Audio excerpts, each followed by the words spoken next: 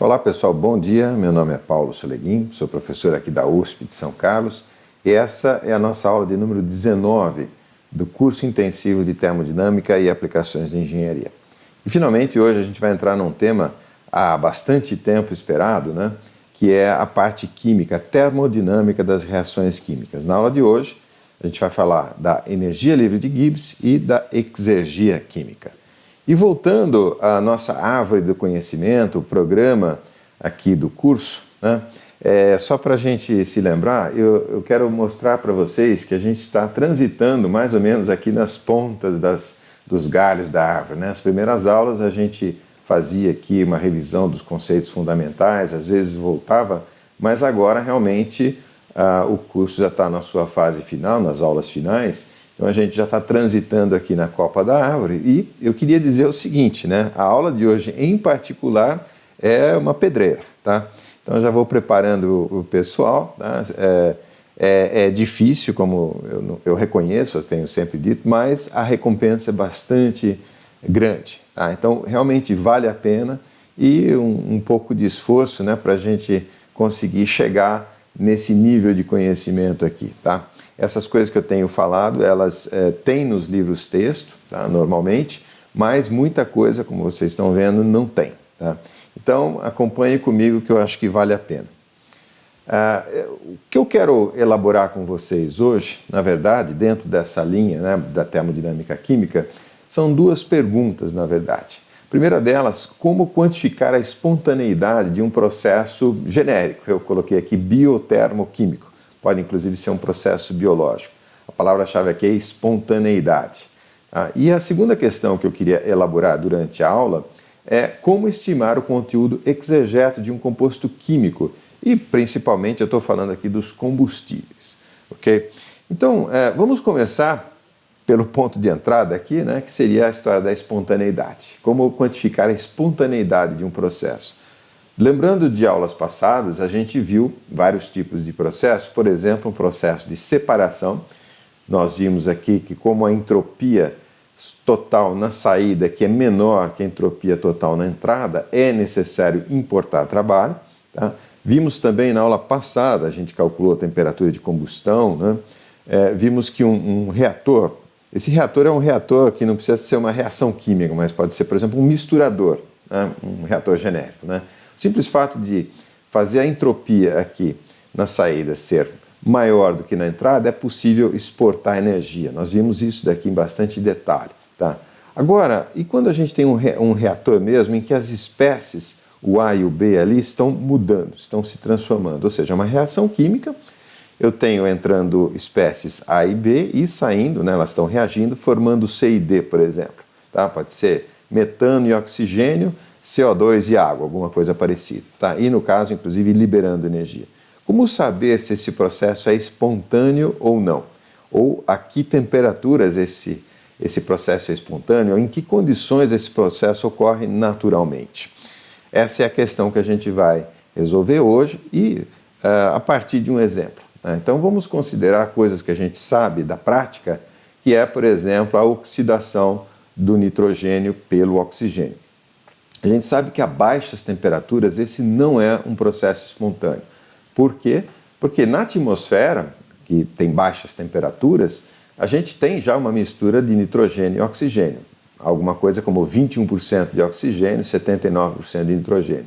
Se essa fosse uma reação espontânea, nas temperaturas aí normalmente encontradas na atmosfera, esse nitrogênio já teria sido oxidado pelo nitrogênio. Então, a baixas temperaturas, essa reação, aquilo que no slide anterior era uma interrogação, na verdade, esse A mais B dá A mais B de novo, tá? Sem haver alteração nenhuma. Então, a gente sabe que a oxidação não é espontânea a baixa temperatura.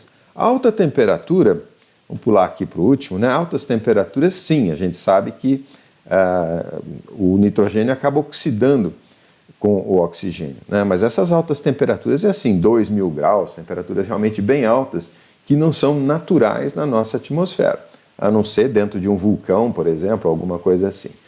Mas esse processo de oxidação a gente observa na prática, em chaminés, por exemplo, já mostrei para vocês, de caldeiras industriais, se a gente não controlar a temperatura de combustão, na câmara de combustão, é bem provável que a gente encontre quantidades apreciáveis de óxidos de nitrogênio, NOx, né? No caso aqui monóxido de nitrogênio. Então, a baixas temperaturas não é espontâneo, a altas temperaturas é espontâneo e a médias temperaturas o que acontece? Provavelmente, né, parte oxida e parte não oxida. Então, a questão é como determinar, como calcular essa temperatura em que essa reação aqui passa a ser espontânea, né? É o que a gente vai fazer nessa primeira parte da aula. Tá? Quem tratou dessas questões, para variar, mais um dos nossos heróis aqui foi o Gibbs.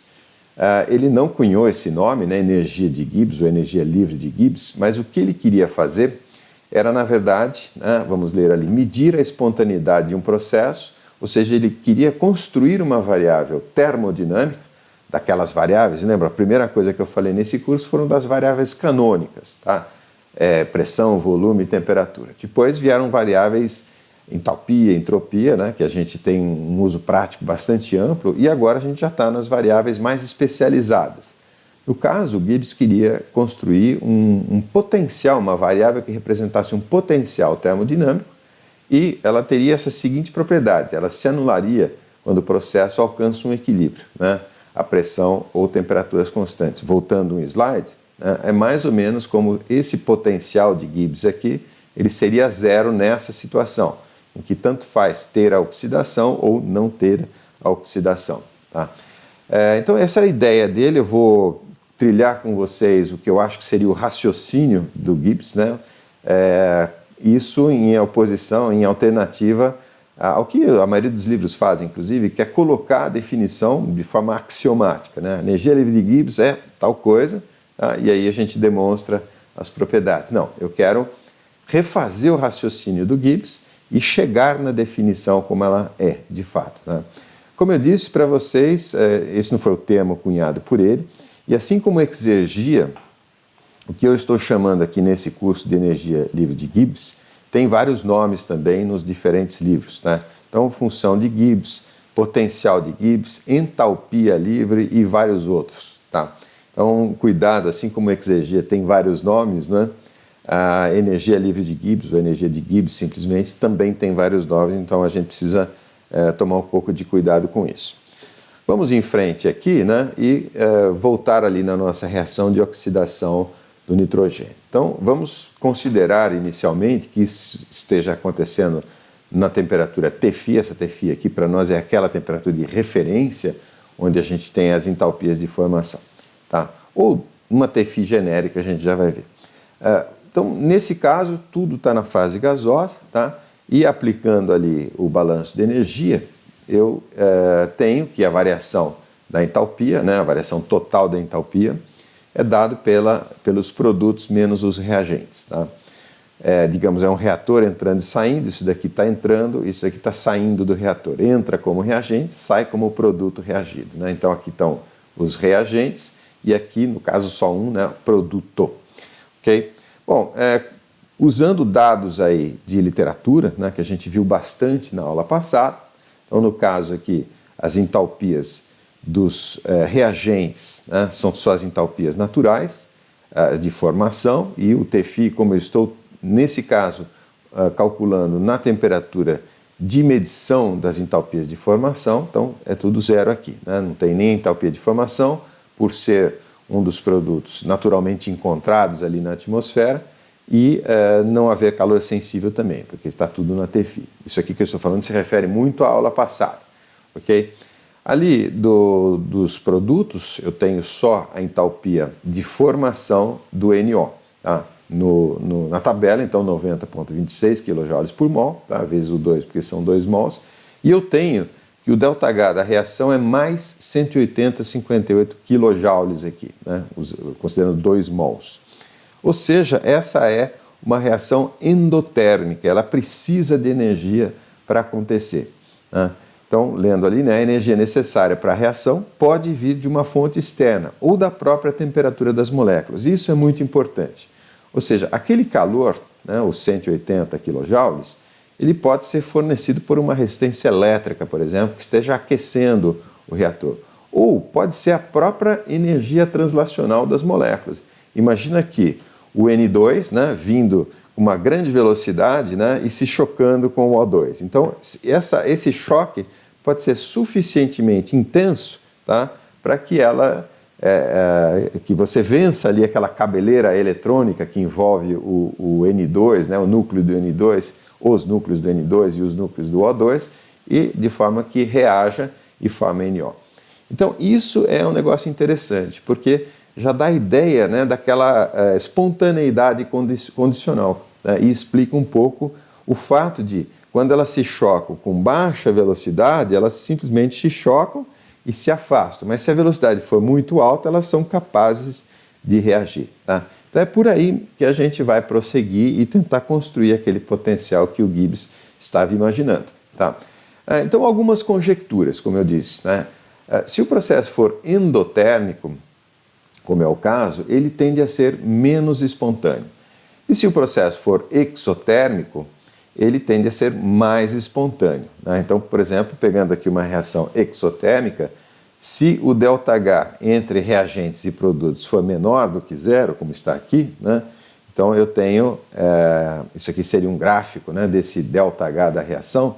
Então, nesse caso aqui, eu tenho uma diminuição, portanto, um ΔH negativo, e essa energia excedente pode servir, né, de energia de ativação para outras moléculas que estejam reagindo eventualmente, né? Esse salto que dá aqui é justamente ali no caso, que a gente chama de energia de ativação, e no caso do NO é justamente aquilo que eu falei, né? É a energia necessária, porque imagina, você tem as moléculas e elas são envoltas ali em elétrons, né? Então eles se repelem, tem carga negativa.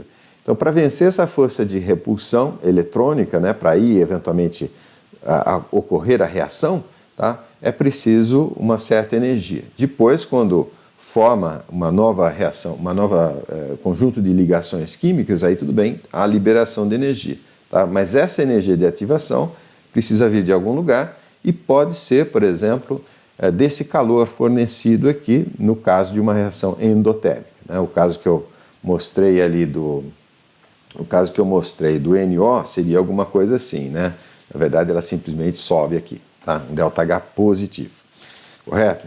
Então, são conjecturas que a gente vai usar para construir a variável de Gibbs, o potencial de Gibbs, né? Então, vamos analisar alguns casos, porque existe digamos, um aspecto aqui em paralelo que a gente precisa levar em conta, além do fato de ser endotérmico ou exotérmico, né? Então, vamos considerar um caso 1 aqui, em que eu tenho um processo exotérmico, tá? Um ΔH negativo, e um processo de ganho de entropia. Tá? Então, no caso aqui, eu estou olhando a reação no aspecto molecular, então a gente vai voltar naqueles conceitos, na segunda aula de entropia, né, em que eu elaborei com vocês, a gente tinha aqueles conceitos do Boltzmann, tá?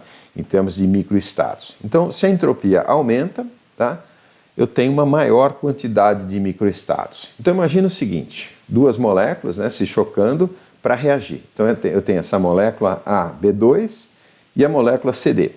Tá? Elas estão se encontrando e a ideia é refazer esse arranjo cristalino aqui. Então, imagine que no choque entre elas, eu forme, por exemplo, uma molécula BC, uma DB e outra A, um A livre aqui. Tá? E, nesse caso, né, como eu tenho o processo exotérmico, o ΔH negativo, eu tenho liberação de energia. Como o ΔS é positivo, eu tenho uma maior quantidade de microestados, né? Então eu tenho, no caso aqui, três possibilidades contra duas na situação inicial. A analogia aqui interessante de se fazer é como se fosse um crash test. Sabe quando o pessoal choca dois carros, um com o outro, ou um carro contra uma parede para estudar, né? Para engenheirar ali os carros em caso de acidente, mas a ideia é como você chocar dois carros e voar pedaços para todo lado, né? Então isso aqui é um processo que tende a ser altamente espontâneo, porque não só a entropia aumenta, né? É muito fácil você destruir, né, gerar vários pedaços de um carro, principalmente se você tiver energia, tá? E ainda mais essa energia existe, está disponível para isso acontecer. Então no caso, né, muito provavelmente esse processo ele é espontâneo na direção indicada, né? vou voltando aqui 2 slides, né, esse AB2 mais CD, dando BC, DB mais A. Tá? Então, ele é espontâneo na direção indicada e a qualquer temperatura. Por quê? Porque eu não preciso de energia dessa temperatura. Essa temperatura, lembra, é energia translacional, energia cinética translacional. Então, qualquer que seja, eu vou ter energia, tá, para alimentar essa reação. Algumas observações vamos ler ali embaixo. Menor probabilidade das 3 moléculas se chocarem ao mesmo tempo para formar 2 moléculas no sentido inverso da reação. Isso aqui é interessante, né? Se eu quisesse considerar a espontaneidade no sentido inverso, essas 3 moléculas tinham que se chocar no mesmo ponto, no mesmo instante, né, para gerar aquelas moléculas precursoras dessas 3 aqui. Tá? A outra observação, os produtos, no caso as 3 moléculas, estão em um estado energético inferior ao dos reagentes, porque justamente o processo foi exotérmico. Tá? Então, altamente provável que isso seja espontâneo nessa direção que eu exemplifiquei para vocês. Um caso 2 aqui, tá, seria o seguinte: o processo ainda exotérmico, mas diminuição da entropia, ou seja, uma menor quantidade de microestados após a reação. Tá? Então imagina aqui A se chocando com B2. Né? Então isso aqui poderia ser, sei lá, hélio, né? E aqui nitrogênio, N2. Tá? Então no choque eu tenho, por exemplo, a formação dessa terceira molécula aqui, não, aí não é o caso do hélio, né? Mas eu tenho essa formação do AB2 com liberação de energia. Então aqui eu tenho menor quantidade de microestados, por isso que o ΔS é negativo, tá? E liberação de energia, por isso que o ΔH é negativo. Então seria aqui exatamente o crash test inverso, ou seja, as partes do carro se chocando, né, e gerando um carro montado. Tá? Isso aqui é, digamos assim, pouco provável de acontecer nessa direção indicada. Mas aí o exemplo do crash test não fica muito bom, né? A gente pode admitir que isso é condicionalmente espontâneo na direção indicada. Ou seja, vamos lá, a baixa temperatura, tá, tende a favorecer a espontaneidade, ou seja, aquelas partes todas que têm que se chocar e tem que se encaixar certinho nas partes, né, nos nichos ali, nos encaixes, tá? Então é muito mais fácil isso ocorrer quando a temperatura é baixa, ou seja, quando a velocidade é menor. Tá? Por quê? Porque maior e melhor tempo de contato entre as partes, né, para se juntarem de maneira correta, tá? Fazendo essa analogia aí com o crash test. E, contrariamente, né, as altas temperaturas são desfavoráveis à espontaneidade. Por quê? Porque o tempo de contato é muito curto, muita energia cinética, né? Então é difícil, a tendência é bater, resvalar e sair. Então nesse caso aqui, né, vamos admitir que seja condicionalmente espontâneo, ou seja, a condição, alguma coisa vai condicionar a espontaneidade, no caso aqui eu estou ressaltando a temperatura como condicionante, ok? Bom, então vocês já viram onde é que isso pode ir, né? Não vou ficar repetindo isso a exaustão, vamos tentar já atalhar aqui, né, e fazer uma espécie de tabela de espontaneidade. Semelhante, né, à semelhança de um processo espontâneo que foi o processo de fluxo de calor. Lembra que eu falava para vocês que calor flui espontaneamente de uma temperatura mais alta, de uma fonte a uma temperatura mais alta, para uma outra fonte, um sorvedouro de temperatura mais baixa. Tá? E nesse processo, inclusive, a gente pode, aproveitando essa espontaneidade, a gente pode drenar um pouco de energia organizada para isso. Tá? Então, esse é o sentido espontâneo. Agora eu quero representar a mesma coisa, mas para as reações químicas. As reações químicas espontâneas, eu posso, por exemplo, a combustão, eu posso drenar uma certa quantidade de energia para, eventualmente, diminuir, né, entropias de outros sistemas. Eu posso aplicar essa energia num outro sistema. Então essa tabela aqui, ela combina, né, aqueles casos que eu comecei a detalhar com vocês. Né? Então o processo pode ser exotérmico ou endotérmico, ou ele pode ser correspondente a um aumento da entropia, um aumento da desordem, um aumento do número de microestados, ou o contrário, né, diminuição da entropia, ou menor desordem, ou diminuição da quantidade de microestados. Tá? Então tem essas combinações, a gente viu esse primeiro caso aqui, né? exotérmico e aumenta a entropia, perfeito, aqui tudo é favorável, né, espontâneo. Tá?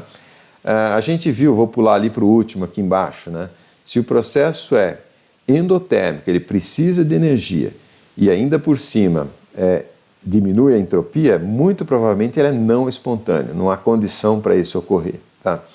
E aí eu tenho os dois em roxo aqui, tá? Que são as espontaneidades condicionais. Então, se for endotérmico, isso aqui desfavorece a espontaneidade, porque precisa de energia, porém eu tenho um atenuante aqui, que seria tudo bem, precisa de energia, mas pode desorganizar. Tá? Então eu posso admitir que essa situação seja espontânea a altas temperaturas. Por quê? Porque a altas temperaturas eu vou ter aquela energia que eu não tenho da reação, tá? Porque ela é de qualquer forma endotérmica. Tá? Isso aqui é justamente o caso da oxidação do nitrogênio. Tá? Ali o último, né, seria espontâneo a baixas temperaturas, porque eu tenho sim energia, tá? Porque a reação é exotérmica, mas eu preciso aumentar a ordem, né? Preciso diminuir a entropia. Então, muito provavelmente, isso daqui é espontâneo a baixas temperaturas.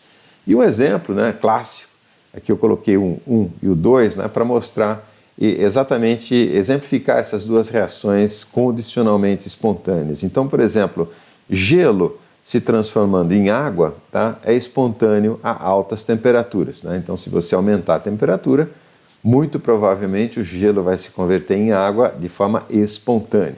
Tá? E o contrário, né? A baixas temperaturas é a água que espontaneamente se converte em gelo. Okay? Então, é mais ou menos, né, essa é a tabela que a gente vai usar agora sim para definir a variável de Gibbs, definir o potencial, porque, seja como for, a gente vai definir uma função matemática, né? Mas ela vai ter que respeitar essas propriedades aqui, tá? De alguma maneira. Então, raciocinando como Gibbs, tentando raciocinar como Gibbs, o que ele propôs? Ele propôs o seguinte, essa variável, né, que a gente está chamando de ΔG ou de G simplesmente, é aquele potencial, tá? Então, é uma medida da espontaneidade de um processo, tá? Então, um potencial termodinâmico que se anula quando o processo alcança equilíbrio, numa determinada condição termodinâmica, né? E o 3 pontinhos eu completo. Né? Então, quando esse ΔG for negativo, o processo é espontâneo, se for positivo, é não espontâneo. E se for zero, é neutro, né? Tanto faz ocorrer como não ocorrer. Então, o Gibbs propôs, né, considerando ali a nossa tabela de espontaneidade, quais eram as variáveis que entravam em jogo ali naquela tabela. Então, o ΔH, tá? O ΔS e a temperatura. A temperatura era o condicionante da espontaneidade. Então, ele propôs que essa função ΔG fosse gerada a partir de funções de ΔH e uma função de T e ΔS. Tá? E como eu estava explicando para vocês, o que ele quer, né, como, digamos assim, como exigência para essa nova variável termodinâmica é que, se for negativo, o processo é espontâneo, como o caso aqui, né? Se isso fosse uma reação química, se eu soltar a bolinha, ir para baixo, ou como a gente diz aqui, descer para baixo, é um processo espontâneo, portanto o ΔG nesse caso tinha que ser negativo. Aqui, né, nessa situação, subir para cima, como a gente diz aqui, tá? Seria correspondente a um ΔG positivo, e no caso aqui da bolinha estar no plano, tanto faz, né? Então o ΔG seria zero. Tá? Então isso daqui é a exigência que essa proposta aqui vai ter que satisfazer para estar de acordo, né, com essa ideia do Gibbs. Tá? Então, voltando à tabela, né, no caso agora, usando essa configuração, né, então aqui os processos espontâneos têm ΔG negativo a qualquer temperatura, né, não condicionalmente espontâneos, né, então sempre espontâneos, ou não espontâneos a qualquer temperatura, e aí os condicionalmente espontâneos. Então aqui o ΔG negativo para altas temperaturas e aqui o ΔG é negativo para baixas temperaturas. Então, propositivamente, né, a gente pode pensar o seguinte, isso daqui pode ser simplesmente um ΔH menos alguma coisa que multiplica ΔS. Né? Isso aqui já está, de certa forma, satisfazendo essa tabela. Por quê? Esquece um pouquinho o ΔS. Imagina que o ΔS é zero, né?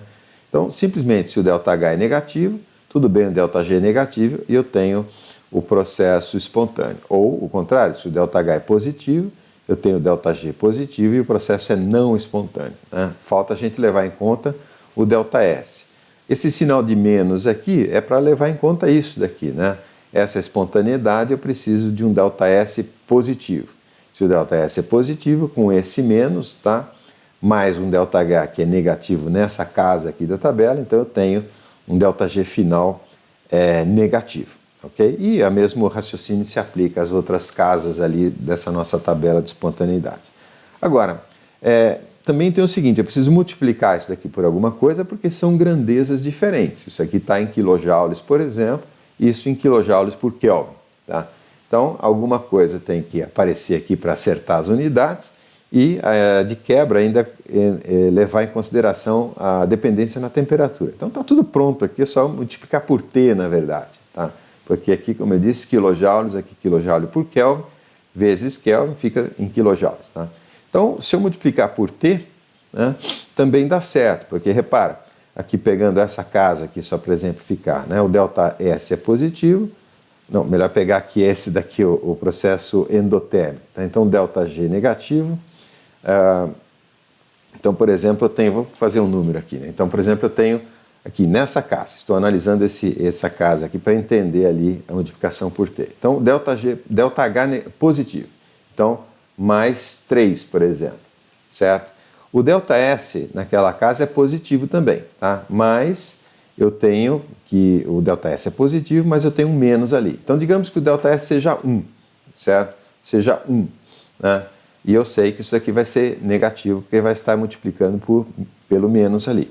Então, se esse processo eu quero que ele seja espontâneo a alta temperatura, se a temperatura for 4, por exemplo, tá? Então, 4 menos 3, isso aqui dá menos 1. Né? Então, ΔG negativo, reação espontânea. Né? Correto? Então, esse é o raciocínio e vale para outra casa aqui. Se vocês aplicarem esse raciocínio, quando a gente multiplica por T, então a gente está satisfazendo as exigências aqui da tabela de espontaneidade. Então, propositivamente, ΔG vai ser simplesmente ΔH menos T ΔS.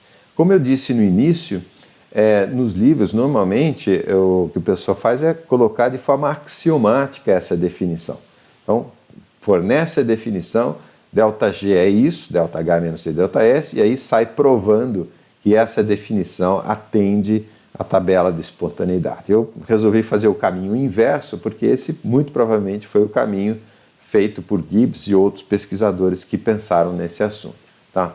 Então, a variável de Gibbs, né, se a gente adotar um referencial em que G é igual a zero, né, assim como entalpia, como entropia, adotando um referencial, a gente pode definir uma nova variável termodinâmica, que é a energia livre de Gibbs, ou potencial de Gibbs, né, tem vários nomes, como sendo simplesmente H menos T vezes S. E essa variável, eu sempre falo para vocês, né, toda vez que você tem uma variável que combina primeira lei, energia, entalpia é uma energia, tá? Com segunda lei, entropia tem a ver com a reversibilidade, né, dos processos, tem a ver com a geração de ordem e desordem. Toda vez que você combina essas variáveis com essas duas naturezas, pode ter certeza que se trata de uma variável extremamente rica. Tá? Então, nesse caso, né, tá atendido todas as situações, e se a gente tem um processo em que a gente mede o ΔG, tá, e conclui que ele é negativo, como no caso dessa bolinha aqui, né, se eu soltar, ela vai para o seu sentido natural, que é, como a gente diz aqui em São Carlos, descer para baixo. Correto? Vamos em frente, a gente tem bastante a percorrer nessa aula de hoje. Vamos ver uma aplicação prática, né? Essa aqui é a parte um pouco pedreira, vai começar agora, né, da aula de hoje. Então vamos voltar aqui ao problema de químico, né? E vamos estudar aqui a decomposição do monóxido de carbono em CO2, em dióxido de carbono. Então, no caso aqui, por exemplo, digamos que eu tenho lá no meu reator uma reação incompleta, né? Antes aqui tem uma reação incompleta e formou CO, tá? E, havendo mais disponibilidade de oxigênio, eu posso continuar a oxidação. Então, vamos imaginar, né, que eu tenho CO mais meio de O2 entrando num reator, pode ser ali a minha tubeira do foguete, né? Gerando CO2. Vamos imaginar, inicialmente, que tudo está ocorrendo a Tφ. Tá? Aqui o exemplo até não é muito bom porque dá a ideia de que eu tenho um processo de despressurização, tá? Mas é só um reator químico, né? Então, se esse processo é exotérmico, tá? O conteúdo energético dos produtos é inferior ao dos reagentes. Eu quero analisar com vocês essa reação para ver em que sentido ela é natural, ou a partir de que temperatura ela é natural, ou a partir de que temperatura é o contrário que é natural. Natural agora no sentido espontâneo. Tá? Vamos lá. Essa reação eu peguei de propósito porque ela é uma reação, na verdade, em que o ΔS diminui. Tá? Eu tenho, né, o CO com o O2 reagindo, liberando energia, eu sei que isso libera energia, né, e formando uma molécula que tem o menor número de microestados, portanto a entropia diminui nesse caso aqui. Tá? E essa energia, obviamente, é proveniente da energia cinética translacional, né, no caso a temperatura das moléculas. Okay? Então vamos lá, vamos aplicar, né, esses conceitos que a gente tem. Toda essa reação, no caso, está ocorrendo a TFI, que seria a nossa temperatura de referência para cálculo das entalpias de formação, tá? 25 graus. Obviamente depois a gente vai mudar isso, né? Mas só para refazer as equações. Então o ΔG pela definição, tá? E vamos calcular então esse ΔG, os Gs aqui na verdade, tá? Tudo ao potencial, tudo na condição φ. Então, a primeira lei, ΔH, é igual à soma das entalpias dos produtos menos as entalpias dos reagentes, certo? E o ΔS, mesma coisa. Tá? Vamos elaborar essa conta aqui. E tudo, lembra, está tudo no estado φ por enquanto, que é o meu estado de referência das entalpias de formação. Tá? Então, pegando dados aqui, isso aqui vem da aula 18, na aula 18 eu forneci tabelas para vocês. Eu vou bem rápido hoje nas contas, porque eu quero realmente cumprir um caminho longo. Tá? Vamos ver até onde eu consigo chegar na aula de hoje. Então, pegando aqui as entalpias de formação, o F ali é a entalpia de formação, né? No caso do CO, menos 110,53 kJ por mol, no caso do O2 é zero, como eu já expliquei para vocês, o CO2 menos 393,51, tá? E os ΔS, né, geração de entropia, no caso no estado φ, estão dados aqui. Tá? E peguei também CPs médios ali para os vários componentes químicos. Como eu disse, tudo isso daqui vem das tabelas e dos conceitos que eu forneci na aula 18, né, que é a aula anterior a essa. Vamos lá às contas, né? Então, substituindo as entalpias, no caso aqui da equação de primeira lei, do inventário de primeira lei, então eu tenho ali os valores numéricos e eu tenho um ΔH de menos 282,98. Então, isso mostra que realmente a reação é exotérmica. Tá? Fazendo a mesma conta para o lado das entropias, né, e os números que eu tenho de fato um ΔS negativo. Então é exotérmico e diminui a entropia. Tá? Então tem uma maior ordem no final do processo. Tá? Então, usando aqui a definição para a gente calcular o ΔG dessa reação, e um detalhe, né, quando você trabalha com softwares do tipo RefProp, ele já calcula para você os Gs. E o problema é o mesmo da aula passada, quer dizer, se você tem espécies químicas diferentes, então o problema é você referenciar todas essas espécies na mesma referência da função de Gibbs. Tá? No caso aqui eu não vou fazer isso, né? Eu vou fazer, vamos dizer assim, na raça, como eu disse na aula passada, porque justamente é mais didático. Tá? Então vamos pegar aqui as variáveis que a gente tinha, né? E calcular o ΔG. Tá? Então, o ΔH a gente calculou no slide anterior, mesma coisa para o ΔS, tá? E aí, multiplicando aqui, calculando o ΔG na temperatura em que ocorreu aquela reação, é o 25 graus, né, 298 Kelvin, então eu tenho um ΔG negativo de 257, e isso mostra que a reação realmente é espontânea naquela temperatura. Tá? Então, se você misturar CO com O2, pode não acontecer instantaneamente, mas depois de um tempo tudo vira CO2. Ok? Isso nessa condição termodinâmica aqui. Vamos ver agora, né, essa reação ocorrendo em temperaturas diferentes, né, na verdade maiores do que T.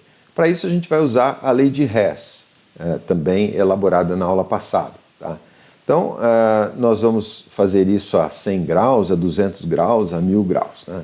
Eu poderia fazer o cálculo da primeira lei, o inventário, na relação direta aqui, ou, como diz a lei de Hess, eu posso pegar os reagentes, resfriá-los, então eu vou remover uma quantidade delta aqui de energia do CO, do O2, tá?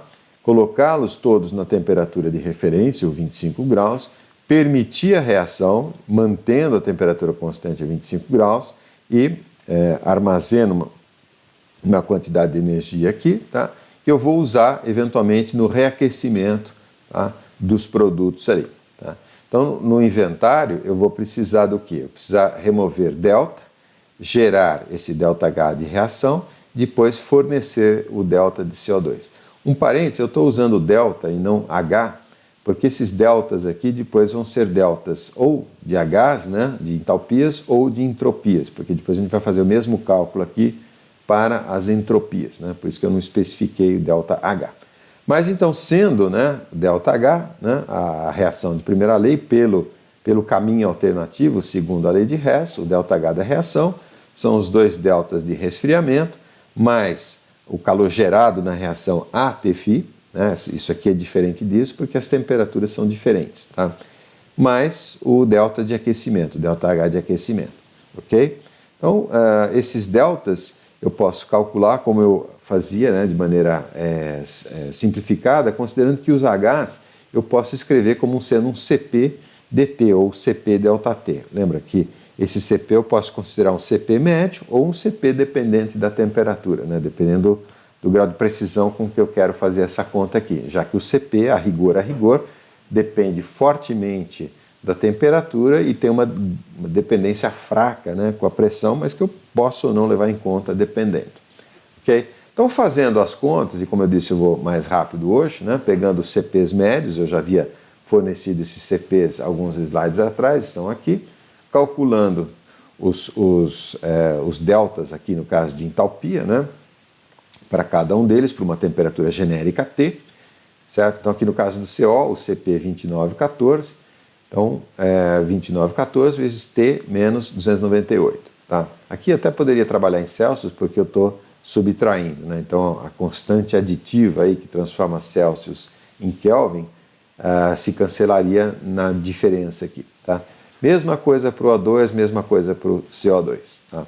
E aí, somando para fazer o inventário, eu tenho que o calor da reação, né, em função da temperatura em que a reação vai ocorrer, né, colocando tudo aqui, e aqui um detalhe, aparece um 10 a menos 3 para acertar ali as unidades. Cuidado com isso, porque os CPs foram fornecidos em joules por mol, não em quilojoules por mol.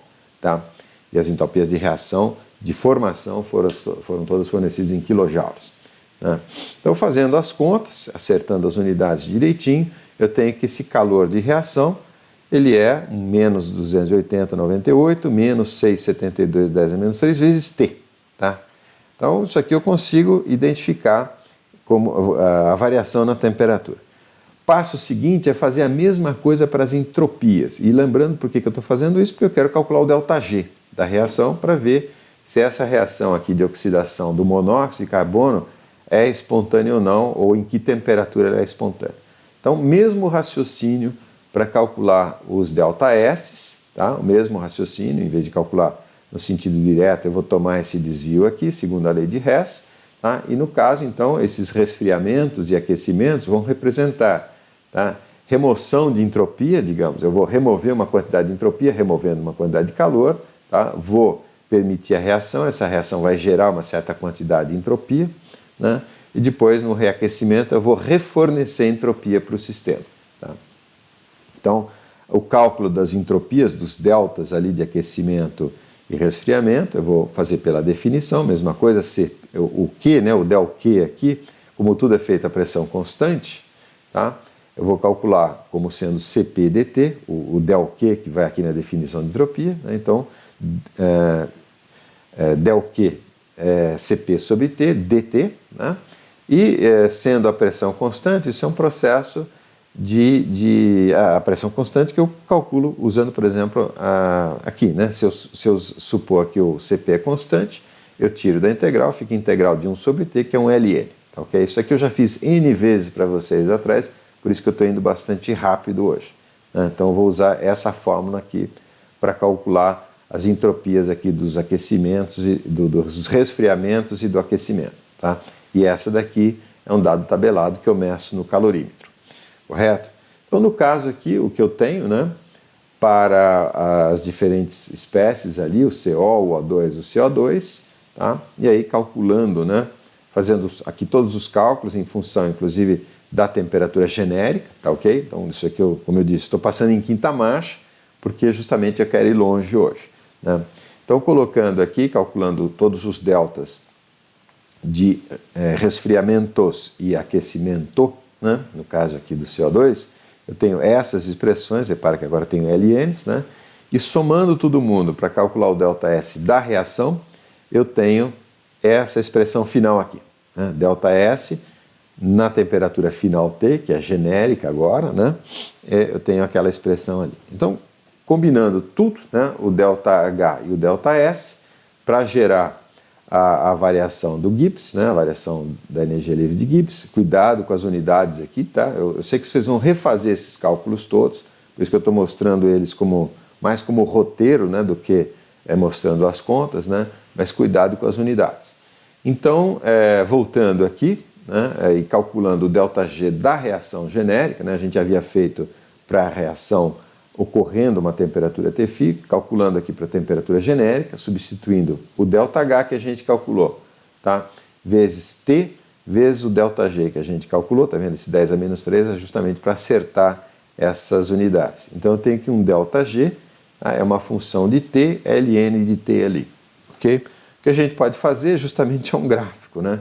Então aqui a temperatura variando de 0 até 4.000 Kelvin, e aí o ΔG, a gente percebe o seguinte, né? Até 2.679 graus, o ΔG é negativo, tá? Que é o ΔG em função do T, repetindo, né?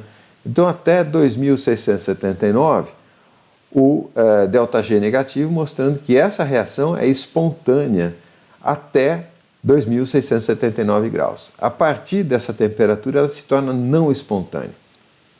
Fisicamente, você pode entender o seguinte: a altas temperaturas, as moléculas de CO2 também estão chocando-se, né? E, no caso, altas temperaturas, elas têm tanta velocidade que elas, digamos, elas se desmontam, tá, espontaneamente, e aí, eventualmente, formando CO. Ou seja, a altas temperaturas a gente pode entender da seguinte maneira, né? Vou mudar de slide. Então, a altas temperaturas, eu tenho a reação de decomposição do CO2 como sendo a reação espontânea. Isso por choque, né? Um CO2 se chocando com outro CO2, formando CO e formando meio de O2 aqui, meio mol de O2, tá? Então, a altas temperaturas, essa é a reação espontânea, e a baixas temperaturas, essa aqui é a reação espontânea, correto? Então, é mais fácil raciocinar assim, e fisicamente é fácil, né? Que eu tenho tanta velocidade no choque entre um CO2 e outro CO2 que realmente acaba desmontando, né? Então, é assim mais ou menos que funciona. E, obviamente, né, naquela temperatura, o DG é zero, tá? Então, na verdade, está acontecendo as duas coisas. Algumas moléculas de CO2 se decompõem, mas algumas também se recompõem aqui, tá? De tal maneira que isso fica num equilíbrio dinâmico. Ok? Vamos em frente, né? Acho que eu acelerei bastante aqui. Vamos agora falar da exergia química. Agora a gente já tem uma medida, uma métrica para medir a espontaneidade dos processos, e isso nos permite agora sim falar da exergia química. Então, algumas conjecturas relativas à definição de exergia. Lembre-se, uma das coisas mais importantes que eu mencionei para vocês quando eu falei da parte de exergia é isso daqui, que é a capacidade, merece até eu grifar aqui, né? A capacidade de geração de trabalho mecânico, ou seja, energia organizada, ou seja, exergia, é uma propriedade combinada, até coloquei em maiúscula ali, do estado termodinâmico da substância e do ambiente, tá? Isso é muito importante, por quê? Porque diferentes ambientes representam diferentes condições de geração de energia mecânica. Por exemplo, uma termoelétrica a gás que seja, vai funcionar de maneira muito diferente, com eficiências muito diferentes no Equador, né, em São Luís do Maranhão, por exemplo, ou no Polo Sul. Tá? Por quê? Porque o ambiente, as temperaturas médias do ambiente são muito diferentes. Mas esse conceito vai muito mais longe, porque o ambiente pode ser não só pressão e temperatura, mas também composição química, né? O simples fato de você ter um ambiente com uma composição química diferente pode proporcionar um desempenho muito diferente, né, dos seus sistemas, ok? Voltando aqui na definição que a gente tinha da aula de exergia, a gente tinha aquela parte termodinâmica que eu falei para vocês, tá? Então aqui seriam os equilíbrios termodinâmicos com o ambiente também chamado de estado morto, né? Dead state, que é a partir do qual não é possível gerar nada, tá? Mas isso pode ser em termos de pressões e temperaturas, mas também em termos mecânicos, né? em energia potencial cinética, eletromagnético, se houver campo eletromagnético e tal, e agora o que a gente quer explorar em termos de composição química, tá? Composição química, aí tem dois aspectos, tá? Eu já posso até adiantar para vocês. Essa parte química pode envolver ou não reações químicas, né? Transformação de um componente químico em outro. Então, essa parte química pode ser diferenças de concentrações, isso sim é possível ser usado para gerar energia. Lembra do elevador osmótico, né? Que elevava o Homer Simpson, que virou uma usina osmótica, tá? E existe projetos nessa linha, mas também pode ser o caso de envolver reações químicas, o caso da combustão de um combustível, por exemplo. Tá? Então a gente vai ver essa parte aqui. Tomando ainda, né, o Gibbs como os raciocínios de Gibbs, né? Então vamos lá. Exergia química é uma exergia. Então o fato de ser químico seria então a máxima quantidade de trabalho mecânico, energia organizada, que se pode obter de um sistema, agora sim a parte diferente, né? Quando ele se transforma quimicamente e entra em equilíbrio químico com o ambiente. Tá? Então, se transformar quimicamente pode significar acertar concentrações, né, que eram inicialmente diferentes, ou em termos das espécies que compõem o ambiente. Por exemplo, é o caso aqui da atmosfera terrestre. Se o meu ambiente é a atmosfera, eu tenho esses gases que são componentes da atmosfera terrestre nessas concentrações aqui. Nitrogênio, oxigênio, argônio, dióxido de carbono, etc.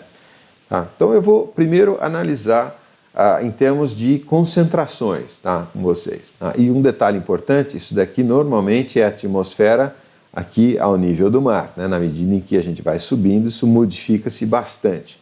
Inclusive, em algumas regiões aqui, a gente tem inclusive ionização devido, por exemplo, ao vento solar, que é o caso da aurora. Isso aqui eu já mostrei bastante para vocês, né?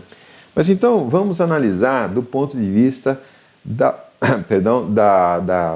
diferenças de concentração. Deixa eu só voltar um slide, né? Vou começar ali com o nitrogênio, vocês estão vendo ali na nuvenzinha, e o nitrogênio, só para a gente lembrar, na atmosfera, alguma coisa como 78, 79. Depende um pouco do que a gente quer fazer como conta, né? Então, eu posso usar como ar teórico, tenho feito isso nas aulas anteriores, é 79 de nitrogênio e 21 de oxigênio, o restante aqui eu simplesmente desprezo. Tá? No caso aqui, hoje não, a gente vai considerar a exata composição aqui, né? Então imagine o seguinte, se eu tenho ar a 1 bar, né, e esse ar, o ar atmosférico ao nível do mar aqui embaixo, né? E então eu tenho uma atmosfera, 1 bar, e eu tenho 78,084% de nitrogênio, isso aqui em volume, significa que a pressão parcial do nitrogênio, né, é 0,7804 vezes 1 bar, certo? A pressão parcial. Isso a gente viu lei de Dalton, né, na aula passada. Então, o que eu tenho? Né? Vamos tentar estimar a exergia química do nitrogênio nas mesmas condições termodinâmicas. Eu só quero a parte química, não quero... por exemplo, se ele tiver 1000 graus aqui, ele também tem termodinâmica, ele também tem energia termodinâmica, né? Mas então ele está naquela minha condição padrão, 1 bar 25 graus, que é a condição termodinâmica da minha atmosfera, apenas eu tenho 100% de N2. Tá? 100% de N2 significa que o N2, a pressão do N2 aqui é 1 bar, tá? E na atmosfera eu sei que ele está a 0,78 bar, ok? Então, a forma, né, de obter trabalho seria o quê? Seria fazer um processo, uma expansão isotérmica, porque eu não quero mudar a temperatura, então uma expansão isotérmica, numa turbina isotérmica, tá? E esse trabalho, que seria um trabalho reversível, ele, por definição, é a exergia química do nitrogênio. Tá? Então, eu estou usando a letra E para designar exergia aqui e o CH de chemical, né? Desculpa, algumas coisas vêm do inglês ali, dos meus slides em inglês. Tá? Então, exergia agora é dado pela letra E, certo? No caso do N2. Então, eu vou expandi-lo para uma atmosfera, né, àquela pressão. Né? Então, ou seja, a pressão inicial do nitrogênio é 1 bar, a temperatura, tudo bem, não vai mudar, todo o processo vai ser isotérmico, e a pressão final, né, a pressão do N2 aqui, é a sua composição, né, o X agora, né, vai ser usado para as concentrações aqui, tá? 0,78, né, aqui está em ppm em volume, que esse ppmv é partes por milhão em volume, tá? Que, em termos de porcentagem, 78,084. Então, a pressão do N2 é essa pressão parcial, né, o P0 é o 1 bar, ok? Então, esse trabalho reversível, né, de uma expansão isotérmica, também a gente já havia calculado, tá?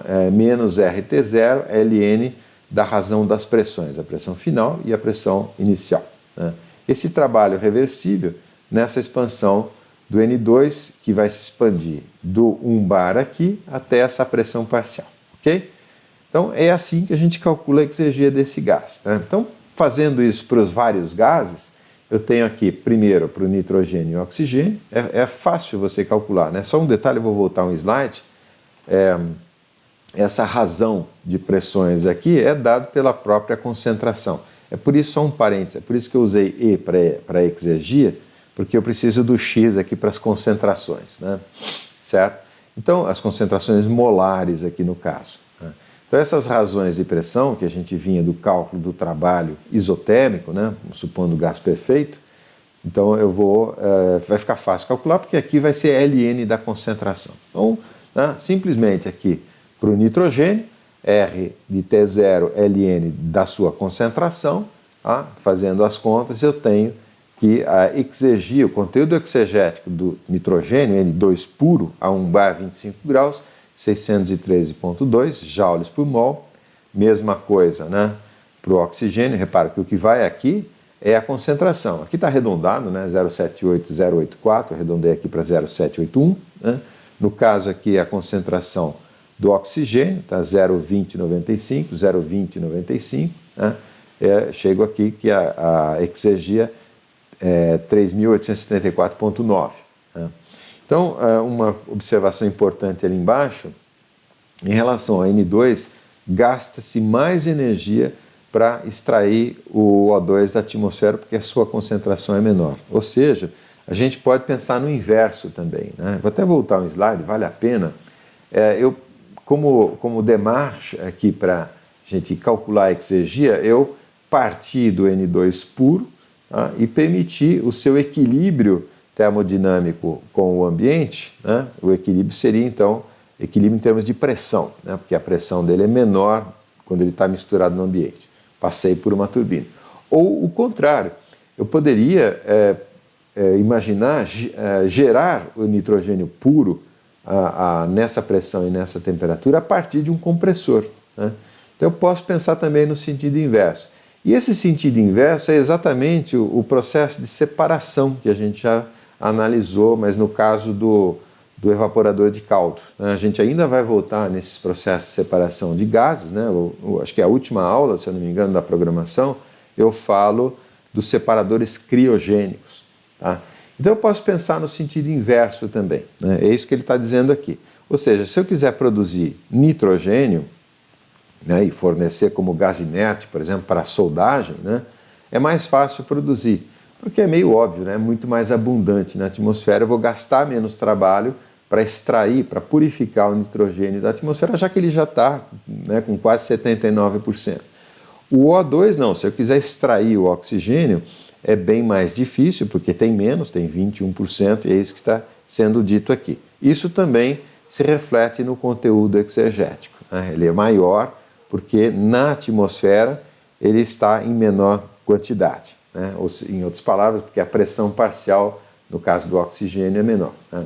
Isso daqui, digamos assim, do mesmo jeito que eu falei em algumas aulas para vocês da tirania da equação de Tsiolkovsky, tem aqui a tirania da equação Ln, né? Na medida em que vai caindo a concentração dos gases, a função Ln tem um comportamento mostrado aqui, né?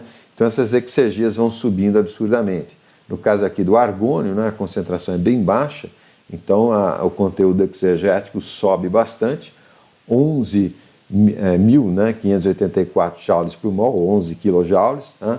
No caso do CO2, 19 kJ por mol. Tá? E esse aqui é importante porque tem a ver com o efeito estufa e tal, coisa que eu vou mostrar para vocês. Não sei se nessa aula ainda, se eu vou conseguir, mas com certeza em aulas adiante. Tá? Então vamos agora imaginar para uma atmosfera genérica, na verdade, porque tudo isso eu mencionei para vocês, em termos da atmosfera terrestre, eu posso estar com uma atmosfera genérica, Júpiter, por exemplo, em que eu tenho aqui, na verdade, né, os mesmos gases, tá? Esses gases aqui representam espécies químicas diferentes, mas são as mesmas, né? Não está havendo ainda reação química, é o que eu chamo de mistura de gases ambientais. Então eu tenho aqui o meu ambiente, meu dead state, né, que seria a atmosfera daquele planeta genérico, tá? Tem uma certa composição, tá? E eu quero calcular as exergias dos seus componentes quando purificados, tá? Que pode inclusive ser uma diferença, né? Não só um gás. Tá? Então eu vi ali pela expressão anterior, né, que essas exergias químicas é simplesmente, né, a composição, a concentração vezes o Ln da razão das concentrações. Tá? Então, isso daqui, né, eu posso extrapolar, né, se eu quiser pegar essa diferença composicional para essa diferença composicional, eu simplesmente faço a soma, né, essa soma ponderada de todos os trabalhos reversíveis na expansão isotérmica de cada um dos componentes da mistura, se expandindo da pressão XKP0 até XK e, né, P0, certo? Na situação do dead state aqui, correto? Então eu estou, né, extrapolando essa situação aqui e aí a exergia resultante vai ser simplesmente, aqui eu estou usando uma propriedade, né, da função Ln, tá? RT0, somatória das concentrações, aqui essa razão aqui eu estou escrevendo como diferença. Isso vai ficar claro daqui a pouquinho o porquê, né? Então Ln da composição padrão, o E aqui seria o padrão, vezes aquela composição genérica naquela situação genérica lá, ok? Então, elaborando um pouquinho, né, eu transcrevi a equação que eu tinha ali, e eu posso definir como sendo esse conteúdo padrão aqui químico da espécie K, como sendo RT0 menos RT0 Ln do XK, e isso aqui sim eu tenho tabelado, é por isso que eu estou levando nessa nomenclatura aqui. Tá? Então a exergia química de uma atmosfera genérica, né, ele é simplesmente as concentrações dos gases ali naquela composição referencial do meu dead state, mais RT0 XK Ln de XK. Certo? Então vamos interpretar as componentes aqui. Isso aqui é a exergia química padrão, baseada em um modelo do ambiente. Certo? E essa daqui são as concentrações molares e elas definem uma espécie de distância química do sistema para o ambiente. Lembra, o sistema tem uma atmosfera genérica, tá, que tem composições diferentes da composição do ambiente. São as mesmas espécies químicas, os mesmos gases componentes, mas que estão presentes em diferentes composições. Ok? Então, no caso, né, obviamente, se a minha atmosfera genérica tem exatamente as mesmas concentrações da minha atmosfera correspondente ao dead state, para qualquer K aqui, K representa as diferentes espécies, significa que a exergia é zero. Né? Ou seja, a exergia pode também ser definida como sendo o mínimo trabalho mecânico necessário para reproduzir as características e constituição do sistema em termos de temperatura, pressão e composição química, no caso aqui em termos de concentrações, tá? A partir das condições e composição do ambiente. É aquele sentido inverso que eu havia mostrado para vocês. Deixa eu controlar meu tempo aqui. Tá? Então, eu tenho tempo. Agora sim, eu acho que vai ficar um pouco mais claro essa história do que é o ambiente, né, a atmosfera genérica, nesses slides que eu passei aqui em quinta marcha, reconheço. Tá? Então, o que eu quero dizer? Imagina o seguinte, eu tenho o meu ambiente, né, que seria a atmosfera hoje, principalmente com a concentração de CO2 aqui. Eu estou falando em termos de recuperar a nossa atmosfera, para a composição da atmosfera que a gente tinha antes da Revolução Industrial, certo? Isso aqui liga-se, né, com a parte de mudanças climáticas, né? Isso faz parte, é uma das palestras avulsas aqui do curso, eu ainda não mencionei isso, mas eu vou colocar para vocês, tá? Então, vamos supor que eu quisesse fazer o seguinte cálculo, pegar a minha atmosfera, né, repare, isso aqui é um slide já antigo, né, 2016, e eu queira remover o CO2 que eu bombeei aqui para a atmosfera, de tal maneira que eu volte à atmosfera que eu tinha em 1800. Né? Ou seja, eu quero construir uma máquina que de alguma maneira vai remover esse CO2 que a gente bombeou a mais para a atmosfera, queimando petróleo, carvão e gás. Tá? Quero remover esse carvão e armazenar ali no subsolo, por exemplo. Então, quero remover uma massa de CO2 de tal maneira que a composição volte a ser a composição de 1800. Tá? Então, a questão que eu coloco é o seguinte, né? Como determinar essa menor quantidade de trabalho mecânico, no caso exergia, que é esse trabalho mínimo aqui, para remover o CO2 da atmosfera, da nossa atmosfera atual, de forma que a sua concentração caia para os níveis anteriores à Revolução Industrial. Basicamente, de forma muito grosseira, né, a gente está aqui mais ou menos a 400 ppm de CO2 e aqui a gente tinha 300 ppm de CO2. Tá? Então, do ponto de vista ali dos gestores do nosso planeta, aqui os líderes e tal, esse trabalho mínimo ele é factível, ele é o quê? Ele é uma quantidade equivalente a toda a energia do nosso Sol, por exemplo, tá? Ou é muito pouco. Né? Então é importante a gente calcular esse valor para ver quanto dá. Isso eu consigo fazer com essas equações que eu acabei de desenvolver com vocês, em quinta marcha, reconheço, mas vocês têm a oportunidade, né, de parar o vídeo, voltar e estudar aquelas equações todas. Então vamos lá, vamos ver em termos numéricos o que eu estou querendo fazer. Essa daqui é a minha composição hoje, tá? Isso aqui vem daquela tabelinha de alguns slides atrás, 78,08% de nitrogênio, e repare, eu falei 400 ppm, né? 360 ppm aqui, tá? De CO2. Eu quero remover CO2 e recompor a essa atmosfera aqui, e no caso, 300 ppm de CO2. Tá? As outras concentrações, elas obviamente aumentam um pouquinho, na medida em que eu removo um pouco desse gás aqui, as outras concentrações todas aumentam. Tá? E essa relação, né, a concentração nova a partir da concentração antiga, né, eu calculo ou seja, eu recalculo as novas concentrações a partir dessa fórmula aqui. Tá? Então, fazendo a concentração de CO2 se tornar 0,300, né, as outras concentrações se corrigem para esses valores. Eu tenho certeza que vocês vão refazer esse exemplo, refazer esses cálculos, e a fórmula está dada aqui, correto? O trabalho mínimo, como a gente viu ali nos slides anteriores, corresponde, na verdade, ao conteúdo exegético dessa atmosfera em relação a essa atmosfera aqui.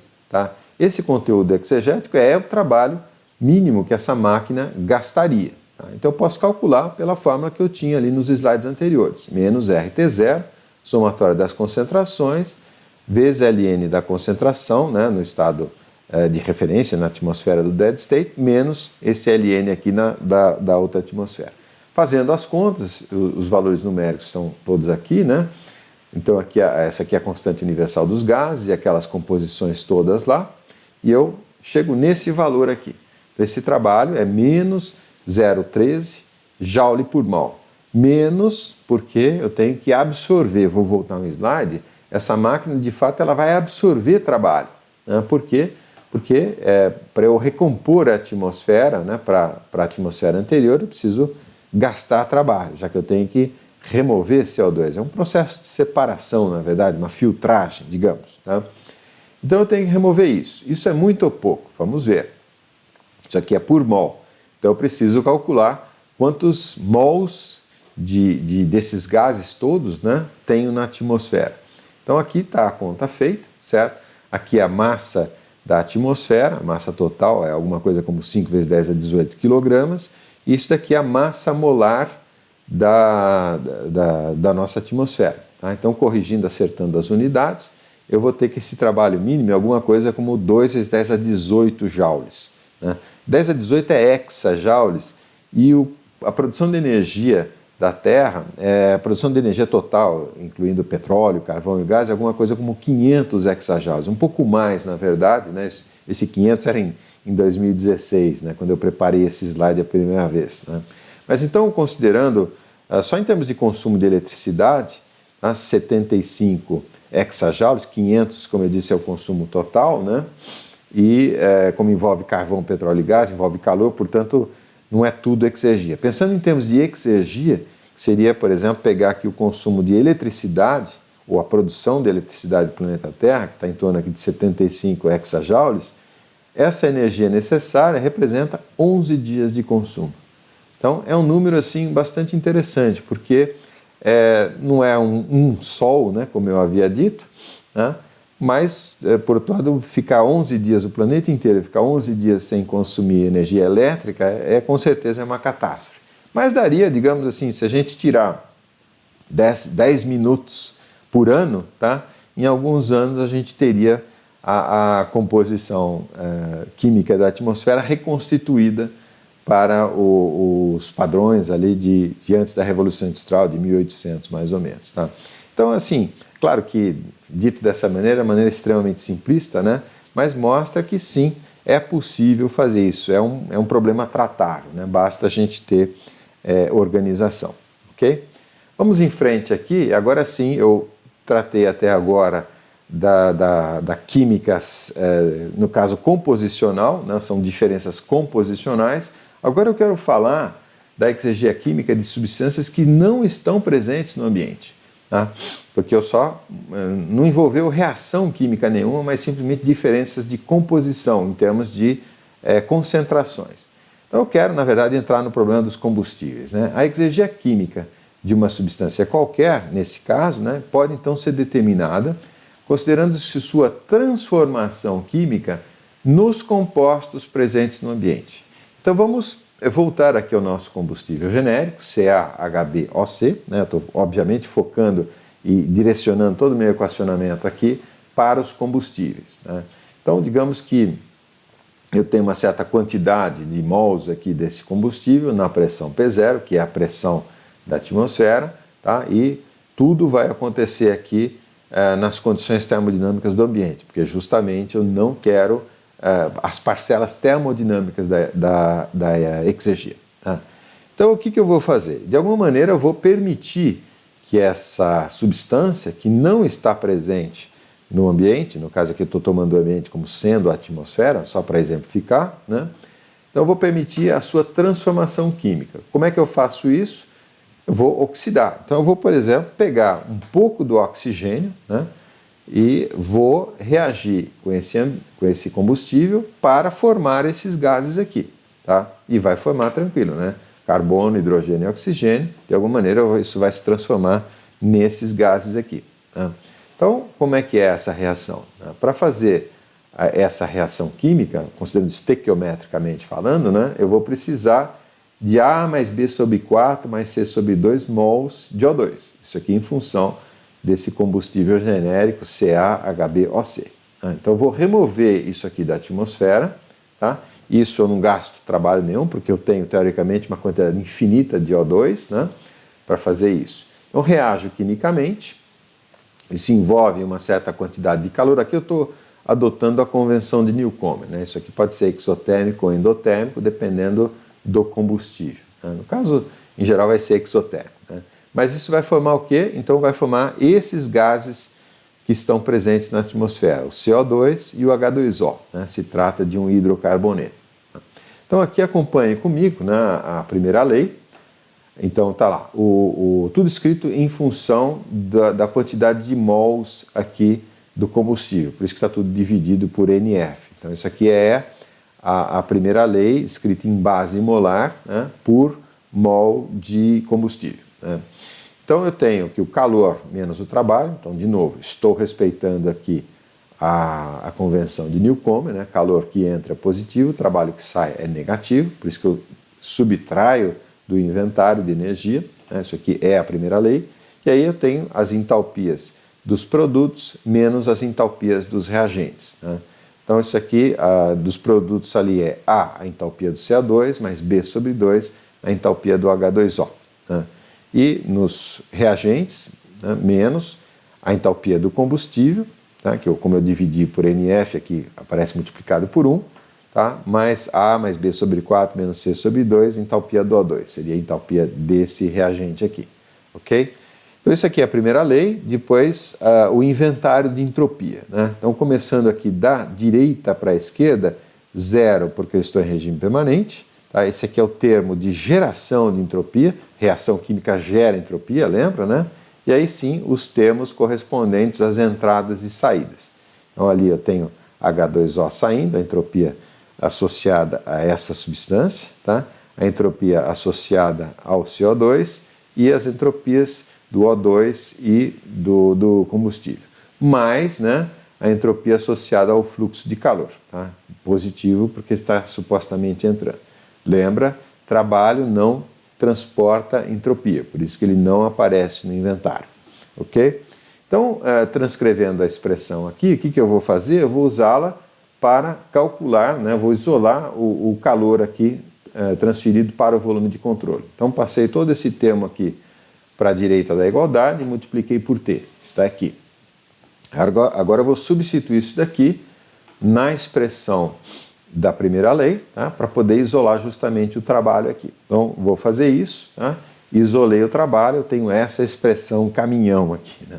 Ela é grande, mas ela é simples na verdade, né? Ela não é complicada, ela é apenas complexa. Então, aqui como eu disse, né? Dessa vez eu ainda não falei na aula de hoje, né? Deduzir fórmula em slide é pedagógico, mas a ideia é mostrar um roteiro para vocês. Então vocês depois vão parar o vídeo e tal, refazer todas as continhas. Então aqui estou com o trabalho por, né, mol de combustível calculado, agora sim, só em termos da variação entrópica e energética do processo, né? Por isso que eu tenho entalpias e entropias, né? Agora vamos rearranjar isso daqui para aparecer algumas coisas convenientes. Eu vou, na verdade, definir, né, que esse trabalho aqui é a exergia do combustível zerando o termo de geração de entropia. Por quê? Porque exergia o que é? Exergia é o máximo trabalho gerado. O máximo trabalho gerado, segundo a segunda lei, é quando eu não tenho irreversibilidade nenhuma. Irreversibilidade são atritos, ondas de choque supersônicos, etc, etc. E no caso aqui, exceto a reação química, porque justamente é o que está acontecendo. Então, se eu zerasse a entropia gerada, né, o termo de geração, não tenho irreversibilidade nenhuma, esse então seria a exergia química do combustível. Agora sim, reagindo quimicamente, tá? Então, por definição, eu chego nesse termo, né? Isso aqui seria a exergia química do combustível, específica aqui, no caso por mol, tá? Dado por essa expressão caminhão, que a gente já vai identificar termos semelhantes aqui, certo? Então, uma observação importante ali, as entalpias e entropias são calculadas a temperatura T0, no caso, né? Nas pressões parciais dos respectivos componentes do ambiente. Isso aqui a gente viu bastante também na aula passada, né? Lembrando que a dependência das entalpias nas pressões é bastante fraca, na prática a gente pode até simplificar isso. Então vamos lá. Eu tenho, de novo, a minha reação aqui, e para fazer esse cálculo eu preciso levar em conta, né, pressões parciais, as fases gasosas, né? Quem gera a pressão são as fases gasosas. Então eu tenho meu combustível, que pode ser sólido, líquido ou gás, tá? E tenho aqui os produtos, no caso o O2 é um gás, né? E os produtos todos na fase gasosa, ok? CO2 e H2O normalmente estão na fase gasosa. A exergia química, no caso, então, para um gás ideal, tá vendo? Eu estou considerando a dependência só nas temperaturas, estão marcadas aqui, no caso seria a primeira parte ali do inventário, tá? E no caso aqui a parte entálpica e a parte entrópica aqui, menos T0, as entropias. No caso de um gás ideal, eu tenho que em geral, né, a entropia depende da pressão, parcial no caso, por isso que está multiplicado pela concentração molar e da temperatura. Tá? Eu posso expandir isso dessa maneira e considerando um gás ideal, tá? Eu tenho então que o ds é simplesmente Cp dt sobre T. Isso aqui a gente já usou nos slides anteriores, tá? Por isso eu não vou elaborar muito com vocês. Tá? E esse é o roteiro de dedução dessas equações. Mas eu estou fazendo isso para chegar no seguinte. Né? Então, aplicando aquelas simplificações, eu tenho esse termo aqui que aparece no final do termo entrópico, mais RT0, Ln, olha que interessante aqui, só das concentrações da atmosfera minha, tá? Elevado a expoentes que tem a ver com o combustível. Então isso aqui é uma fórmula que permite calcular a EXEG de qualquer combustível que possa ser modelado por essa fórmula química aqui. Lembrando que o A, B e o C você pode determinar no laboratório, pode ser 17,8, 4,1, né, 5,7. Isso aqui a gente determina em laboratório e com isso então eu consigo calcular a EXEG química de qualquer combustível. Tá? E o que é isso daqui? Lembra, entalpia, tudo que está no parênteses aqui é uma entalpia, são só entalpias aqui, menos T0, uma temperatura, vezes entropias. Tá? Então isso aqui é a própria definição de Gibbs, né, esses dois termos aqui, então eu posso reescrever isso da seguinte maneira. Né? Então essa exergia química, esse termo mais esse termo, eu posso dizer que é simplesmente a energia livre de Gibbs, tá? Das substâncias ou dos gases que aquela substância vai gerar quando reagir. Né? No caso, para essa análise, vai gerar sempre CO2 e H2O, né? Porque eu peguei esse tipo de combustível. Né? Então, dos gases que o meu combustível vai gerar, né? mais a energia livre de Gibbs inicial, mais o termo que tem a ver com o ambiente. Então é interessante porque se eu trocar de ambiente, né, se eu quiser fazer essa conta, quero analisar o desempenho do avião, por exemplo, a 10 mil metros de altitude, eu só corrijo essas concentrações aqui, ok? Isso é bastante prática, essa fórmula ali. Bom, transcrevendo, né, então, a definição da exergia química em função da energia livre de Gibbs, tá aqui, e algumas observações que valem também, né, são as mesmas que eu fiz ali para as aulas anteriores em que a gente calculou as entalpias de informação. Então, da mesma maneira, para compatibilizar os referenciais das energias de Gibbs dos diferentes compostos, a gente pode calcular da mesma maneira que a gente fez na aula anterior. Né? Então, uma energia de formação, energia de Gibbs de formação, mais um ΔG sensível, tá? A partir do referencial até a temperatura em que eu estou calculando. Tá? Então eu posso fazer isso para todos os componentes para acertar o referencial, valendo inclusive a mesma observação. No RefProp ou no software, eu tenho certeza que você está usando, todos eles permitem que você acerte o referencial. Né, entálpico, entrópico, etc. Tá? Segunda observação importante, o primeiro termo do lado esquerdo da equação corresponde à variação total da energia livre de Gibbs na reação, como eu havia dito para vocês. Né? Portanto, quanto mais espontânea, maior a exergia química. Isso ligou então os dois aspectos. Né? A exergia química tem a ver com a espontaneidade, tá? Mais aquele termo que tem a ver com o ambiente. Essa expressão aqui é fantástica, eu queria interpretar essa expressão com vocês. E lembra a analogia lá no primeiro slide, eu estava falando daquela montanha, né, que a gente escala, então é mais ou menos aqui. A gente teve uma pedreira para chegar num negócio que é muito legal. Tá? Olha só que bacana. Tá? Essa expressão fala o quê? Da exergia química no caso do combustível. Quais são os componentes que geram exergia química? Primeiro, o ambiente. Então, isso aqui depende só da composição química do ambiente, ou seja, os componentes, né, do ambiente que vão ser gerados, na verdade, pela reação, pela combustão do combustível. Então, isso aqui depende do ambiente, inclusive da termodinâmica do ambiente, no caso, a temperatura. Esse termo aqui é da espontaneidade. Lembra, a gente viu no começo, na primeira parte da aula, que quando o ΔG é negativo, eu tenho uma reação espontânea. Então, com esse menos aqui, significa o seguinte, que quanto mais negativo for o ΔG, né, mais espontâneo é e maior ainda vai ser a exergia. Né? Então, fazendo aqui em números, né, só para ficar bem claro, então vamos supor que o meu ΔG é menos 5. tá? Então eu tenho menos 5, 10 de exergia aqui fora a parcela do ambiente.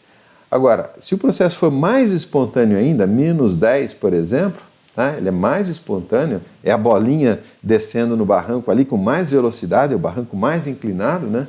Menos 10 é mais 10, então é mais exergia.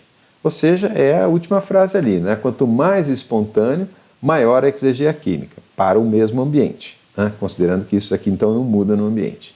Tá? Então isso que é muito bacana de ver, né? A combinação da primeira lei com a segunda lei. A segunda lei tem a ver com a espontaneidade, calor, fluido mais quente para o mais frio. E quanto mais isso for espontâneo, né? Mais exergia, mais trabalho eu posso gerar. Fazendo a analogia com o calor, quando que isso é mais espontâneo, mais intenso? Quando o ΔT é maior, né? Então, quando o ΔT é maior, mais espontâneo, mais exergia, e isso é perfeitamente compatível, coerente, né, com o raciocínio que a gente fazia a partir dos postulados, né, de Clausius e outros, né, que a gente fez nas aulas de entropia. Ok, vamos ver agora um exemplo prático de aplicação dessas equações que foram desenvolvidas e, no caso aqui, eu quero mostrar para vocês a análise exegética de um motor de combustão interna. Deixa eu olhar meu tempo aqui, eu tenho alguns minutos, vamos ver, a aula já está ficando meio longa e pesada, eu reconheço, mas vamos lá, vou mostrar rapidamente para vocês. No caso, então, é um motor de combustão interna, ele vai funcionar com octano líquido, tá? Queimando com ar atmosférico. Aqui o O2 e N2 já estão naquela proporção do ar atmosférico, tá? Gerando CO2, H2O e o nitrogênio entra e sai. No caso, né, eu tenho já as condições de entrada e de saída definidas, tá? E aqui estão alguns dados que a gente vai usar nessa análise. Então ele está aspirando ar a 25 bar, está usando 1,25 kg por minuto de octano, também aspirados nessas condições.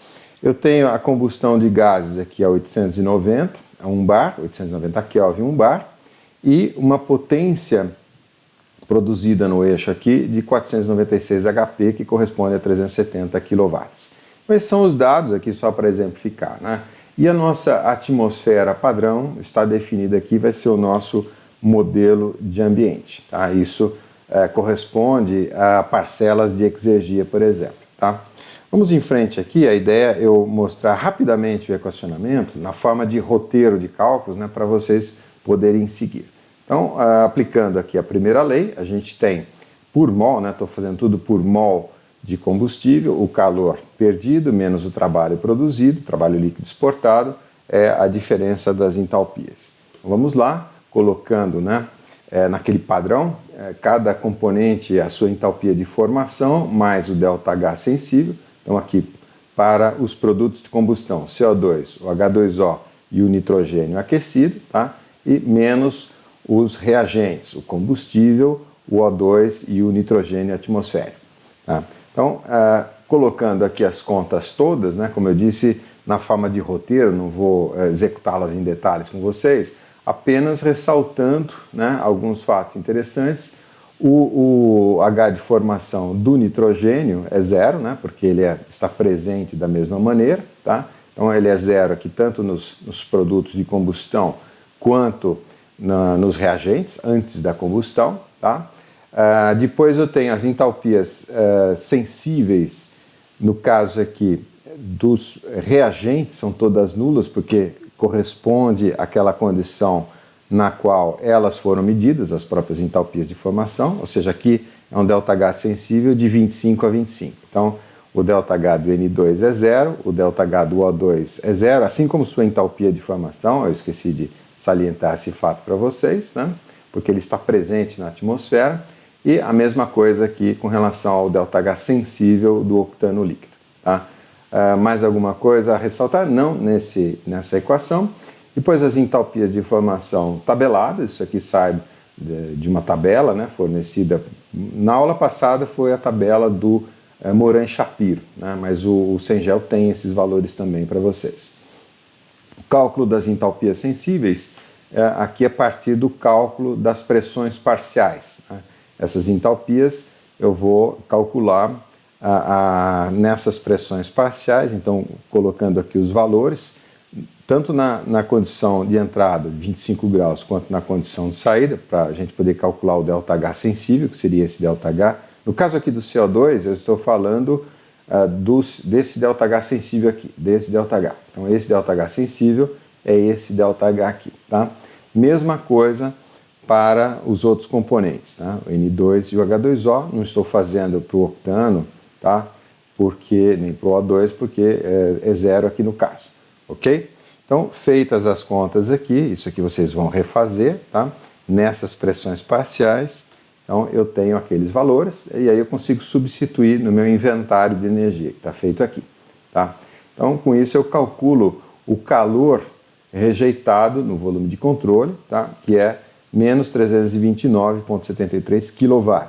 Isso daqui sai de duas formas, sai por calor no sistema de resfriamento, na água, né, que é resfriada no reator, no radiador do carro, perdão, mas também nos gases de combustão a gente vai ver. Tá? Então, o primeiro passo foi determinar o calor rejeitado, está feito aqui, e rejeitado porque justamente deu negativo, né?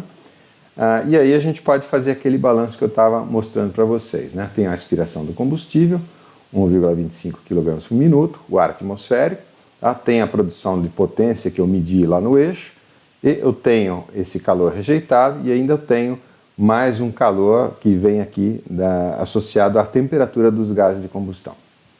No caso, então, né, o rendimento de primeira lei, o rendimento termodinâmico, seria a potência líquida, que é essa que eu meço no eixo. Daqui já foram descontadas todas as potências gastas internamente, as potências mecânicas gastas internamente, né, para o acionamento das válvulas, se for aspirado, né, com compressão, eu tenho também uma potência para isso daqui, sendo debitado desse valor. Esse aí já é o valor líquido medido no eixo. Então, a potência mecânica líquida seria esse valor medido no eixo dividido pelo calor fornecido, né? O calor fornecido eu posso calcular a partir da primeira lei, que é justamente, né, o trabalho medido no eixo, mais aquele calor perdido no volume de controle, mais o que seria o calor fornecido na combustão do combustível. Tá? Tem que computar esse valor também. Tá? Então, para isso, né, eu vou entrar na estequiometria do combustível, né, usando, por exemplo, os poderes caloríficos. Então, para isso, eu vou justamente na equação, de novo, na equação de reação, e aplico a primeira lei. Então, o calor dos gases de combustão é igual ao ΔH, o calor da combustão. Tá? Aqui já estão as contas feitas, tudo para passar de base mássica para base molar e vice-versa. Tá? Como eu disse, eu estou só mostrando aqui o equacionamento, né, o roteiro de equacionamento. Então, está lá os gases de combustão com os valores que eu tenho, eu determino que isso é menos 298 kW, tá? Energia térmica fornecida na combustão do combustível.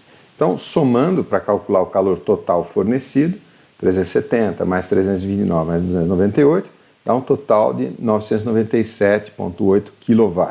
Então, isso aqui, se eu pudesse imaginar isso como uma máquina térmica, né, teria uma grande seta vermelha entrando com essa quantidade aqui. Ok? Então, esse calor, né, eu posso, por exemplo, associar... Opa, meu tempo está acabando aqui, deixa eu parar meu cronômetro, né, mas a gente já está terminando. Então, esse calor eu posso associar ao calor, comparar, na verdade, com o poder calorífico do combustível. Repara, aquele valor total, né, 997, eu tinha obtido fazendo uma análise de primeira lei.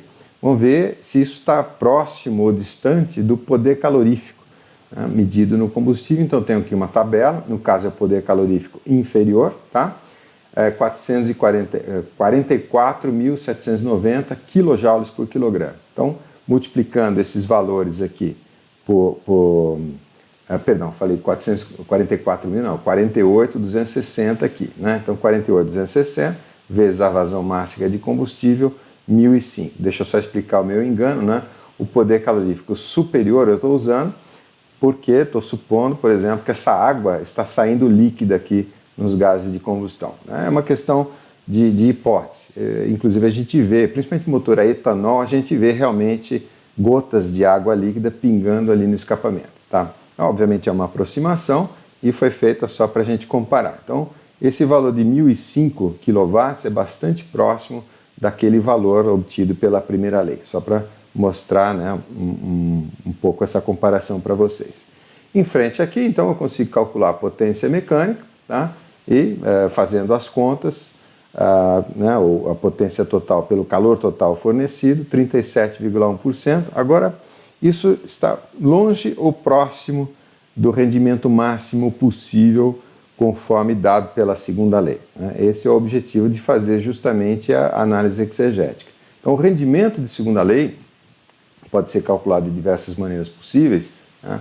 Uma delas, que é conveniente nesse caso, é a exergia disponível, então a exergia aqui no eixo, dividido pela exergia fornecida. Vamos avaliar esse valor aqui, né? Então, no caso, a exergia fornecida corresponde à máxima quantidade de potência mecânica que se pode obter quando o combustível se transforma quimicamente para entrar em equilíbrio com o ambiente, né? O postulado de Gibbs ali. E compostos presentes no ambiente, todos aqui são correspondentes ao do ar atmosférico, tá? Então, a gente vai fazer esse cálculo supondo, e isso que está essa demarcha aqui, né? A potência mecânica corresponde à exergia disponível e a exergia fornecida é a exergia do combustível, tá? Então, no caso aqui, a potência mecânica é o próprio que eu medi ali no eixo, tá? E a do combustível corresponde à do combustível nessa vazão mássica aqui, ok? Então, pegando as fórmulas ali que a gente desenvolveu na parte teórica, né, aqui dessa parte sobre a exergia química da aula, está aqui a fórmula transcrita, tá? No caso, o C8H18, o A, o B e o C correspondentes estão aqui, e fazendo, né, especialização da fórmula para o combustível genérico que a gente tinha feito, eu tenho essa fórmula aqui, tá? E aí valores tabelados, tá, das energias de Gibbs, tanto para o combustível como para os gases ali envolvidos, né? E as composições ou as exergias dos gases, né? Do N2, do O2, do CO2, do H2O, com uma observação. Como eu disse, isso é muito variável, porque depende muito da situação em que a água está na atmosfera. E a gente sabe que a gente tem água líquida, água na fase vapor, né? Então, num dia de chuva, umidade relativa 100%, muito vapor d'água na atmosfera. Um dia mais seco, menos vapor d'água na atmosfera. Então, isso é muito variável, por isso esses cálculos que eu estou mostrando para vocês realmente tem não é exatamente um erro, mas tem uma variação, porque o ambiente pode variar bastante, tá? Então, seguindo o roteiro aqui, substituindo todos esses valores, eu tenho aqui que essa exergia química total fornecida, né, para esse ambiente aqui são as concentrações molares no ambiente, é 5.407 kJ por mol. Precisamos converter isso para quilowatts, usando ali vazão mássica e as massas molares, né? Eu tenho que essa exergia química é 986, tá? Quilowatts. Então, a potência medida pela exergia química fornecida, é o 370 medida no eixo, mais a exergia química 986, 37,5 é o rendimento de segunda lei, tá? Curiosamente, deu um valor bem parecido com o rendimento de primeira lei. Então, fechando aqui o exemplo, né, o que a gente tem, fazendo uma espécie de diagrama de Sankey aqui, né, alterado, eu tenho o quê? Eu tenho fornecimento, vamos pensar só em exergia, tá? Então, fornecimento, na verdade, de 986, que é um pouco menos, na verdade, do que os 997, que era o calor fornecido, calor de combustão, perto de 1.000 kW, né, depende de como a gente calcula, tá? Então, 986 é a exergia fornecida. Dessa exergia fornecida, eu recupero no eixo para trabalho útil, né, para movimentação do veículo, 370, tá? Dos gases de combustão, 298 e perdido na forma de calor, 329. Tá? Esse, então, é o balanço geral, né, e mostrando, inclusive, que eu tenho uma eficiência de segunda lei também relativamente baixa, ok? Longe, a gente está aí quase que 60% do rendimento máximo se fosse uma máquina 100% reversível aqui.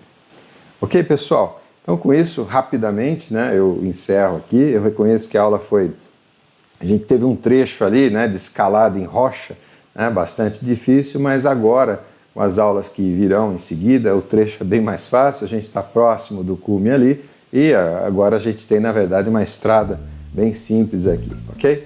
Eu espero que vocês tenham aproveitado, fico à disposição e até a próxima aula. I can see clear.